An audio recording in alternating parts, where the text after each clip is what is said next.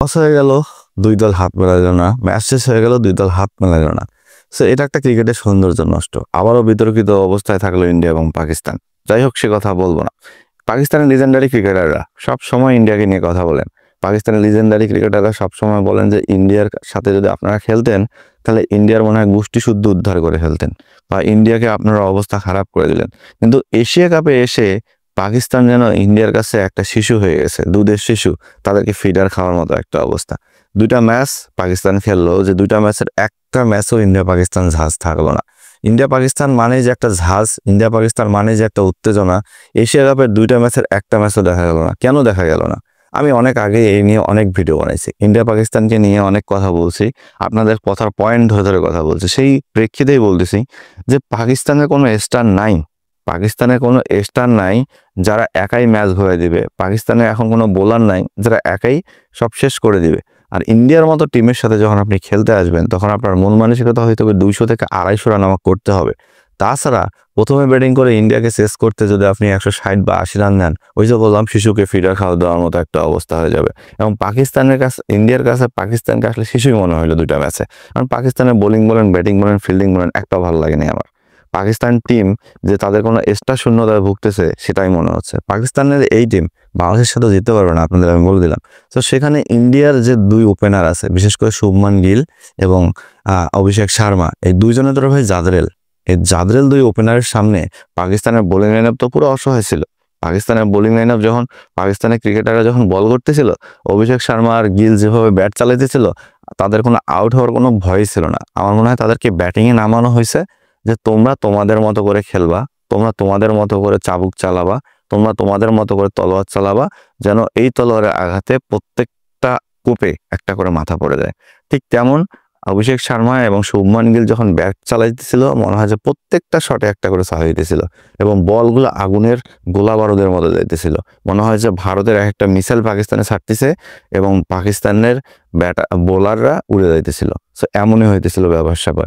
কারণ অভিষেক শর্মা এবং শুভমান গিলের মতো ব্যাটার যখন দাঁড়ায় যায়, আমার মনে হয় বিশ্বের এখন সেরা বোলারগুলোরও বুকের মধ্যে কাঁপুনি ধরবে। কারণ অভিষেক শর্মা এমন একজন ক্রিকেটার যিনি আইপিএল খেলতে খেলতে এমন অভ্যস্ত হয়ে গেছে যে বিশ্বের বড় বড় বোলারগুলো পিটাইতে পিটাইতে আন্তর্জাতিক লেভেল আসে এদেরকেই পাচ্ছে। তো সেখানটা তাকে ঘিরে কোনো সমালোচনা বা আলোচনা বা কোনো প্রশিক্ষণ বা কোনো বিতর্ক সৃষ্টি নাও হইতেই পারে, দু একটা ম্যাচ খারাপ যেতে পারে, কিন্তু তিনি যেভাবে কালকে ব্যাট চালাইছে পাকিস্তানি বোলারদের উপর, আমার মনে হয় মনের খুব সব ঝেড়ে দিছে। আমার মনে হয় পাকিস্তানি বোলাররা রাতে ঘুমাইতে পারে নাই। কারণ অভিষেক শর্মা শুভমান গিলের 7-8 ওভারে 80 রান করে দেওয়া মানে যে রান, সে রানের অর্ধেকটাই করে দেওয়া। সেখানে ইন্ডিয়া হেসে খেলে জিতে গেছে। ইন্ডিয়া কোনো পাত্তাই দেয় নাই পাকিস্তানকে। অথচ পাকিস্তানি ক্রিকেটাররা সবসময় চিল্লায় যে ইন্ডিয়া এটা সুবিধা পায়, ওটা সুবিধা পায়, এই হয় ও হয়, কিন্তু মাঠের ক্রিকেটে এসে পাকিস্তান যেন ইন্ডিয়ার কাছে অসহায়। সো পাকিস্তানকে যদি এখন ইন্ডিয়ার সামনে দাঁড়াইতে হয়, আমার মনে হয় পাকিস্তান আর আগামী 5 বছর ইন্ডিয়ার সামনে দাঁড়ানোর কোনো সাহস দেখাইতে পারবে না, বা ম্যাচ জেতার কোনো কল্পনা করতে পারবে না। কেন এবং কি কারণে সেটাও বলতেছি। আমি আবারও বলতেছি যে পাকিস্তানের স্টার ক্রিকেটার এখন নাই, পাকিস্তানের স্টার বোলার এখন নাই। একটা সময় পাকিস্তানে ছিল বাবর আজম, এরপর রিজওয়ান, এর আগে ছিল পাকিস্তানে অনেক স্টার ক্রিকেটাররা খেলে গেছে, মোহাম্মদ হাফিজ থেকে শুরু করে যারাই খেলছে তারা কিন্তু ইন্ডিয়ার সামনে দাঁড়াইতে পাইছিল। বোলার যদি চিন্তা করতেন সেই সময়টায়, আপনার হচ্ছে ওয়াহাব রিয়াজ ছিল, এদের মোহাম্মদ আমির ছিল, এই বোলারগুলোও কিন্তু ইন্ডিয়ার সামনে দাঁড়াই গেছে। কিন্তু যখন ওই জেনারেশনটা চলে গেল, একটা জেনারেশন চলে যাওয়ার পর রিজওয়ান আর বাবরদের যে জেনারেশনটা আসলো, এই জেনারেশনটাও কিন্তু ইন্ডিয়ার সাথে ফাইট করেই ম্যাচ জিতছে বা হারছে। কিন্তু এই যে নতুন জেনারেশনটা আসছে, এই জেনারেশনটাতে ইন্ডিয়ার ব্যাটারদের সামনে পাকিস্তানি বোলাররা কখনোই দাঁড়াতে পারতেছে না। ইন্ডিয়ার বোলারদের সামনে পাকিস্তানি ব্যাটাররা কোনোভাবেই দাঁড়াতে পারতেছে না। কারণ পাকিস্তান ক্রিকেট এমন একটা অবস্থায় দাঁড়ায় আছে যেখানে তারা স্টার ক্রিকেটাররা জন্ম দিতে পারতেছে না, সেখানে তারা ক্রিকেটারদেরকে আর সাবলীল করতে পারছে না। অন্যদিকে বিসিসিআইয়ের দিকে যদি তাকান, তারা বাংলাদেশে যেমন প্রতি বছর বছর বেকার ছেলে বের হয় না, এক বছরে এত লাখ বেকার, এত লাখ বেকার, ঠিক ইন্ডিয়াতে মনে হয় বিসিসিআই বছরে লাখ লাখ ক্রিকেটার বানায়। তো সেখানে 140 কোটি জনগণের মধ্যে 10টা বা 20টা প্লেয়ারকে প্রতি বছর হার্ড হিটিং বের হবে না? অবশ্যই হবে। ইন্ডিয়া যে টিমটা এশিয়া কাপ খেলতেছে, এই টিমটাকে যদি ইন্ডিয়া না খেলায় যদি ইন্ডিয়া 3 নাম্বারে আর একটা টিম খেলায়, তৃতীয় টিম বানায়, মানে এই টিম পরে আর একটা টিম, তারপরে আর একটা টিম বানায়, তাও মনে হয় পাকিস্তান ইন্ডিয়ার সামনে দাঁড়াইতে পারবে না।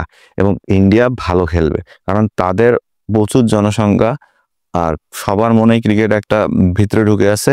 তো সব মিলায় ইন্ডিয়া কাছে ক্রিকেটার জন্ম দেওয়া হয়ে গেছে হাতের মোয়ার মতো, মানে মুড়ির মোয়া যেমন তৈরি করে ইন্ডিয়া ক্রিকেটাররা তেমন তৈরি করে। আর আইপিএল এমন একটা ফ্র্যাঞ্চাইজি লিগ যেখানে খেলতে খেলতে ইন্ডিয়ান ক্রিকেটাররা টি-20 থেকে হাতের চুরি বানায় দিছে, আসলে পরবো আর খুলবো, পরবো আর খুলবো। তো সেখানে পাকিস্তান একদম অসহায় ছিল। সো পাকিস্তানের সুপার ফোরে আর কোনো ম্যাচ জেতার মতো আমি আশা দেখতেছি না। তবে ইন্ডিয়া যেভাবে খেলতেছে আমার মনে হয় ইন্ডিয়া এককভাবে ফাইনাল খেলবে এবং ফাইনালে গিয়ে শিরোপা জিতবে।